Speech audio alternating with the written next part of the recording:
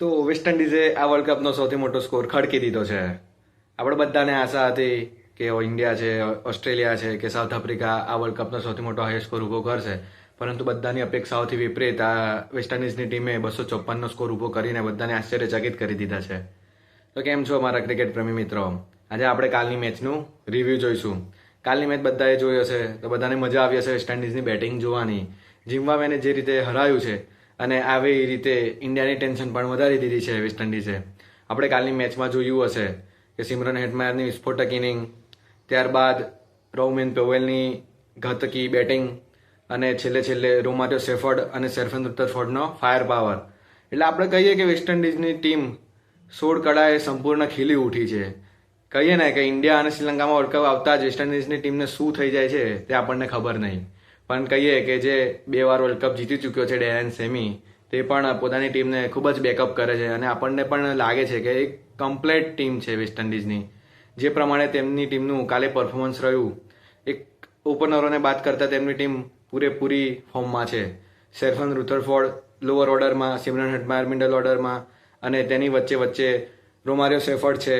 પછી આપણે કહીએ કે રોમેન પોવેલ છે તેની બેટિંગ. એટલે આપણે કહીએ કે વેસ્ટ ઇન્ડિઝનામાં બેટિંગ પાવર પણ ઘણો બધો છે અને બોલિંગમાં પણ જોઈએ કે અકીલ હુસેનની ચુસ્ત સ્પિન બોલિંગ, મેથ્યુ ફોર્ડની બોલિંગ, સમાર જોસેફની બોલિંગ, જેસન હોલ્ડર છે, રોમારિયો સેફર્ડ છે. એટલે આપણે કહીએ કે તે લોકો પાસે બોલિંગમાં પણ ઘણા બધા ઓપ્શન છે અને તે લોકોએ કાલે યુટિલાઇઝ કર્યા. એ લોકોને 254નો સ્કોર ડિફેન્ડ કરવાનો હતો, પણ તેઓએ સરળતાથી ઝિમ્બાબ્વેને 100 રનથી હરાવી દીધું છે અને આ સાથે તેઓએ પણ પોતાનું નેટ રન રેટ 5 પોઈન્ટ સમથિંગનું કરી દીધું છે. એટલે કહીએ કે હવે ઇન્ડિયાને જો નેટ રન રેટનો સિનારીઓ આવશે તો લગભગ ઇમ્પોસિબલ છે સેમીફાઇનલમાં પ્રવેશવું ઇન્ડિયા માટે. હવે ઇન્ડિયાના ફેન્સ ફક્ત એક જ આશા રાખશે કે આફ્રિકા પોતાની 3-3 મેચ જીતે અને ઇન્ડિયા પોતાની બાકી રહેલી બંને મેચ જીતીને સુપર 4 સેમીફાઇનલમાં આવે. આપણે કાલની મેચ જોઈ હશે.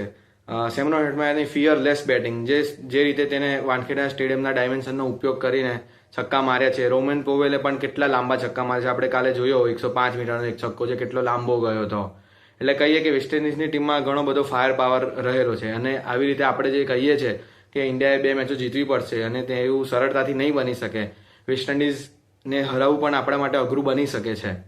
અને આપણે જોઈએ કે ઝિમ્બાબ્વેમાં પણ ઘણી બધી પોઝિટિવ નોટ્સ હતી, પરંતુ તેઓ વેસ્ટ ઇન્ડિઝની આ ઘાતકી ટીમ સામું ના ટકી શક્યા.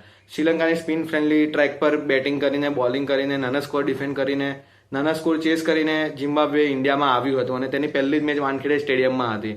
એટલે આપણને બધાને થોડું ઝિમ્બાબ્વેને પણ મુશ્કેલી બની હશે અને તે લોકોએ તેનો જે નતીજો છે તે ભોગ્યો. આપણે કહીએ કે બોલિંગ ડિપાર્ટમેન્ટમાં પણ ઘણા બધા કેચો છૂટ્યા. સિમરન હેટમાયરના જો કેચ પકડવામાં આવ્યો હોત તો સિનારીઓ કંઈ ઓર હતો, પરંતુ આ વેસ્ટ ઇન્ડિઝની ટીમ કંઈક ઓર જ છે કે જે અત્યારે ટોટલી ડોમિનેટ કરવા આવી છે ઇન્ડિયામાં. આપણને બધાને એવું લાગે છે. અને આ જોતા સાઉથ આફ્રિકા વર્સિસ વેસ્ટ ઇન્ડિઝનો જે મુકાબલો છે, જસ્ટ ઇન્ડિયા અને ઝિમ્બાબ્વેના મેચ પહેલાં જ આ મુકાબલો છે, એટલે આપણે ગુરુવારે આપણે પોતાનો સ્ક્રીન છોડવો પડે તેવી સ્થિતિ આવે નહીં, કારણ કે બંને મેચો ઇન્ડિયાના પોઈન્ટ ઓફ વ્યૂથી મહત્વપૂર્ણ છે. આપણે કહીએ કે બપોરે જે વેસ્ટ ઇન્ડિઝ અને આફ્રિકાની મેચ થશે તે પણ સુપર થશે. તે પણ અમદાવાદના સ્ટેડિયમમાં છે, તો હાઈ સ્કોરિંગ અફેરની આશા ફરીથી આપણને રહેશે.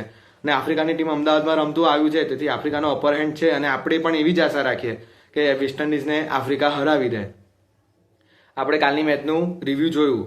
હવે આપણે આગળની મેચનું પ્રિવ્યૂ જોઈએ, એટલે કે આજની match England versus Pakistan. England એ શ્રીલંકામાં સિરીઝ રમી છે T20ની.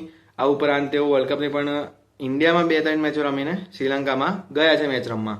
તેથી તે લોકોને પણ કન્ડિશન્સને સૂટઅપ થવામાં ટાઈમ લાગ્યો નથી. પણ આપણે કહીએ કે પાકિસ્તાનની ટીમ છે તે ઇન્ડિયાની ગેમને બાદ કરતા બધી મેચો કમ્ફર્ટેબલી જીતી છે. એક ખાલી ન્યુઝીલેન્ડ સામેનો વોશ આઉટ થઈ ગયો, બાકી તેને પોતાની ઇન્ડિયા સામેની મેચ બાદ કરતા 3-3 મેચો. એક નેધરલેન્ડની મેચ રસાકસીવાળી થઈ હતી, પરંતુ તે મેચમાં પણ એ લોકોને ફહીમ અશરફે ઉગારી દીધા હતા અને તે પોતાના 2 પોઈન્ટ નક્કી કરી લીધા હતા. એટલે આપણે હવે આજનો મુકાબલો પણ સરસ મજાનો જોવાનો રહેશે. અપર હેન્ડની વાત કરીએ તો ઓવર હેડ ટુ હેડ મુકાબલામાં ઇંગ્લેન્ડનો ખૂબ જ મોટો અપર હેન્ડ રહેલો છે. 21-9ની લીડ ઇંગ્લેન્ડ ધરાવે છે અને આપણને પણ ખબર છે કે ઇંગ્લેન્ડ સારી ટીમ, સારું ક્રિકેટ રમે છે, પરંતુ હાલનું રિસન્ટ ફોર્મ જોતા તે લોકોની પણ ઇન્ડિયાના ટીમ જેવી જ હાલત છે. તે લોકોનો બેટિંગ ફાયર પાવર આ વર્લ્ડ કપમાં ચાલ્યો નથી. લોઅર ઓર્ડરમાં વિલ જેક્સના રિસ્ક્યુ તેમજ બોલિંગમાં પણ વિલ જેક્સ જ આવીને વિકેટો લઈ જાય છે અને આ વર્લ્ડ કપમાં તેને ટોટલ અત્યાર સુધીમાં 3 પ્લેયર ઓફ ધ મેચના એવોર્ડ લીધેલા છે. એટલે આપણે કહીએ કે વિલ જેક્સ પર ઇંગ્લેન્ડ બહુ ડિપેન્ડેબલ છે અને તેને પોતાનું આ ડિપેન્ડન્સી છોડવી પડશે. ઇન્ડિયાના અભિષેક શર્માની જેમ જોસ બટલર પણ પોતાના ફોર્મથી જૂજવી રહ્યો છે, તેનાથી રન વાગી રહ્યા નથી, એટલે જોસ બટલર પણ પોતાના રન શોધવાનો પ્રયત્ન કરશે. આપણે મેચની વાત કરીએ તો પાલેકેલેમાં મેચ છે અને સાંજની મેચ છે, એટલે કોઈ પણ ટીમ ટોસ જીતીને પહેલા બેટિંગ લેવાનું પસંદ કરશે અને સ્કોર ડિફેન્ડ કરવાનું પસંદ કરશે, કારણ કે પહેલી ટીમ જે બેટિંગ કરીને સ્પિન સામું રન સારા મારીને પોતાની ટીમને ડિફેન્ડ કરવા માટે બેક કરશે. આપણે પાકિસ્તાનની ટીમમાં પણ જોઈએ કે ઘણા બધા સ્પિનરોનો યુઝ કરે છે પાકિસ્તાન, અને તેને આ કન્ડિશન પસંદ પણ આવે છે.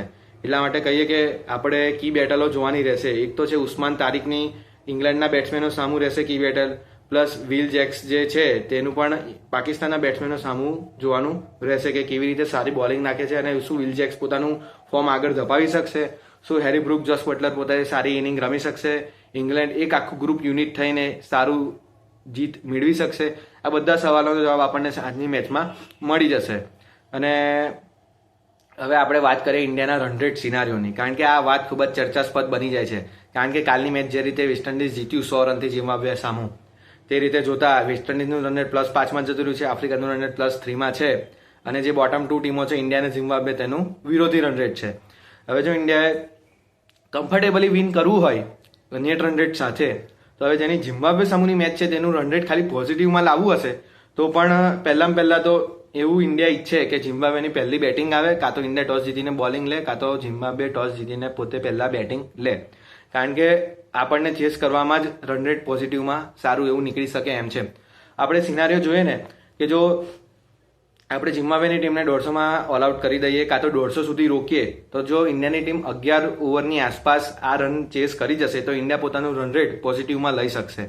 ત્યારબાદ બીજો સિનારીઓ જોઈએ કે જો વેસ્ટ ઇન્ડિઝની ઝિમ્બાબ્વેની ટીમ 170 રન પણ મારે છે તો તેને પણ ઇન્ડિયાની ટીમે 80 બોલ લગભગ એટલે કે 13 ઓવરમાં ચેસ કરવા પડશે, અને જો 200 રન મારે તો પણ એટલા જ 80-85 બોલમાં ઇન્ડિયાએ ચેસ કરવા પડશે, બેક ડાઉન કરવી પડશે, પોતાની બેટિંગને બેક કરવી પડશે, અને આવી રીતે ઇન્ડિયા પોતાનું રન રેટ પોઝિટિવમાં લાવી શકે છે. કારણ કે આપણે આવું વિચારવું જ પડશે, કારણ કે અત્યારે વેસ્ટ ઇન્ડિઝ વર્સિસ સાઉથ આફ્રિકાની મેચમાં પણ આપણે સીધી રીતે ના કહી શકીએ કે સાઉથ આફ્રિકા કમ્ફર્ટેબલી જીતી શકશે, કારણ કે વેસ્ટ ઇન્ડિઝની બેટિંગ જોઈએ આપણે તે રીતે જોતા તે એક અનપ્રિડિક્ટેબલ ટીમ થઈ ગઈ છે.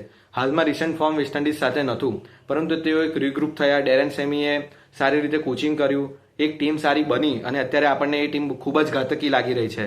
જો સાઈ હોપ અને બ્રેન્ડન કિંગ પણ જો ફોર્મમાં આવી ગયા તો આ ટીમને કોઈ રોકી નહીં શકે. બ્રેન્ડન કિંગ અને સાઈ હોપ ટોપમાં, Shimron Hetmyer, Rovman Powell middle ઓર્ડરમાં, આ ઉપરાંત રોમારિયો શેફર્ડ અને સેર્ફન રુથરફોર્ડની ફિનિશિંગ એક કમ્પ્લીટ બેટિંગ પેકેજ ઊભું કરે છે. આ ઉપરાંત તેઓની બોલિંગ એટેકમાં પણ જોઈએ કે જેસન હોલ્ડરને પોતાની હાઇટનો ઉપયોગ કરીને ઓલરાઉન્ડ એબિલિટી છે બેટિંગની બોલિંગની, સમર જોસેફ પણ સ્પીડનો સારો એવો ઉપયોગ કરીને બોલિંગ નાખે છે, મેથ્યુ ફોર્ડ પાસે કંટ્રોલ છે, અકીલ હુસેન છે, આ ઉપરાંત ગુડાકે સ્મૃતિ છે કે જે આ કન્ડિશનમાં સારી બોલિંગ નાખી શક્યા છે. તેઓ ઇંગ્લેન્ડની ટીમને ડોમિનેટલી હરાયું છે, ઝિમ્બાબ્વેને ડોમિનેટલી હરાયું છે. મતલબ અત્યાર સુધીમાં જેટલી પણ ટીમ તે લોકોની સામે આવી છે, સ્કોટલેન્ડની મેચ હોય કે પછી નેપાળની મેચ હોય, ઇંગ્લેન્ડની મેચ હોય કે ત્યારબાદ ઝિમ્બાબ્વેની ગ્રુપ મેચ હોય, બધામાં વેસ્ટ ઇન્ડિઝે ડોમિનન્ટલી વિન કર્યું છે. અને આ વર્લ્ડ કપમાં ફક્ત 2 ટીમો એવી રહી છે કે જે હવે અનબીટન રહી છે, એટલે ગુરુવારનો સાઉથ આફ્રિકા વર્સિસ વેસ્ટ ઇન્ડિઝનો મુકાબલો ખૂબ જ જોવાલાયક રહેશે ઇન્ડિયાના પર્સ્પેક્ટિવથી, અને ત્યારબાદ ઇન્ડિયાના ચાહકો એની પછીની મેચ પણ તેટલી જ આશા સાથે જોશે.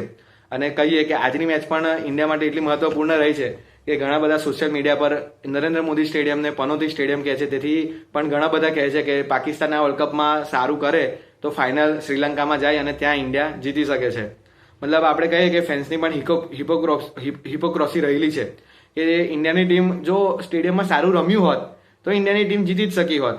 આપણે વર્લ્ડ કપની ફાઇનલ પણ લઈએ તો તેમાં સ્ટેડિયમને દોષ દેવા કરતાં પોતાની ટીમનું પરફોર્મન્સ પણ આપણે જોવું પડશે.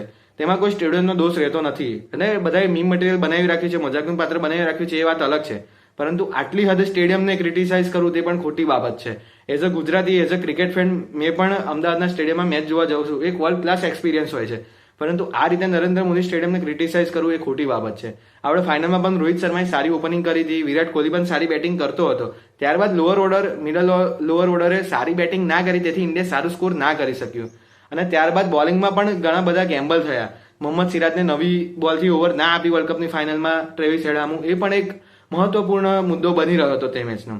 ત્યારબાદ આપણે આ બીજી પણ મેચ જોઈ કે જેમાં આપણી સ્ટ્રીક તૂટી છે, તેમાં પણ ઇન્ડિયાએ પોતાની બેટિંગ સારી કરી નથી. આ ઉપરાંત બોલિંગમાં પણ ઘણી બધી નબળી કડી હતી, તેને સાઉથ આફ્રિકાએ કવર કરીને આપણને હરાયા છે. એટલે એઝ અ ટીમ આપણે કોઈ પણ સ્ટેડિયમને ક્રિટિસાઇઝ કરતા પહેલા પોતાની ટીમ કેવું રમે છે તેના પર આપણે ધ્યાન આપવું જોઈએ. હવે તેના મીમના ચક્કરમાં પછી આપણે પાકિસ્તાનને સપોર્ટ કરીને તે ફાઇનલ શ્રીલંકામાં લઈ જઈએ, ત્યારબાદ ત્યાં પણ ગેરંટી નથી, કારણ કે પાકિસ્તાનને પણ આપણે ઈચ્છીએ કે ફાઇનલમાં આવે તો તેનો એક ખૂબ જ અપર હેન્ડ રહે છે ફાઇનલમાં. આપણે ચેમ્પિયન્સ ટ્રોફીની ફાઇનલ યાદ છે, તો પછી આપણે એવું પણ વિચારવું પડે. એટલા માટે આજની મેચમાં આપણે ઇંગ્લેન્ડને બેકઅપ કરીશું, અને ઇંગ્લેન્ડની ટીમ સારી પણ છે, અને પાકિસ્તાન સેમીફાઇનલમાં ના પ્રવેશે તેવી પણ આશા રાખીશું, કારણ કે ઇંગ્લેન્ડની ટીમ સારું ક્રિકેટ રમી રહી છે અને પાકિસ્તાનની ટીમ પણ સારું ક્રિકેટ રમી રહી છે, પરંતુ તેમાં અપર હેન્ડ ઇંગ્લેન્ડનો રહેલો છે. જોફ્રા આર્ચરની બોલિંગ હોય ફાસ્ટ બોલિંગમાં, પછી ત્યારબાદ સ્પિનરમાં વિલ જેક્સની છે, આદિલ રશીદની બોલિંગ છે, એટલે એક પેકેજ બોલિંગમાં ઇંગ્લેન્ડનું સારું એવું છે. તેની સામે પાકિસ્તાનના બેટ્સમેનો ટકી શકે તેમ નથી. સૈયદ મૈયબ છે, ત્યારબાદ સલમાન અલી આગા છે, બાબર આઝમ છે, તેમ કોઈનું પણ ક્લિનિકલ પરફોર્મન્સ રહેલું નથી આ વર્લ્ડ કપમાં. તેથી પાકિસ્તાનની ટીમ બેટિંગ નબળી પાડી શકે છે. બોલિંગ નો ડાઉટ એ લોકોની સ્ટ્રોંગ છે, પરંતુ ઇંગ્લેન્ડની ટીમમાં બેટિંગમાં પણ વિલ જેક્સ અને હેરી બ્રુક સારા એવા રન મારીને આવી રહેલા છે આ મેચમાં. એટલે આ મેચ પણ એક જોવાલાયક મેચ બની રહેશે. અને કહીએ ને કે આવતી સુપર 8ના મુકાબલા પણ જે રવિવાર સુધી થવાના છે તે પણ બહુ રોમાંચક થવાના છે 1 માર્ચ સુધીમાં. તો આપણે આ વર્લ્ડ કપને ફોલો કરતા રહીશું, અને આપણી ચેનલ પર આપણે વિડીયો જોતા રહીશું. અને આપણને વિડીયો ગમે તો આપણે પોતાના મિત્રોને શેર કરીશું, વિડીયોને લાઇક કરીશું અને ચેનલને સબસ્ક્રાઇબ કરીશું. ત્યાં સુધી સાઇન ઓફ.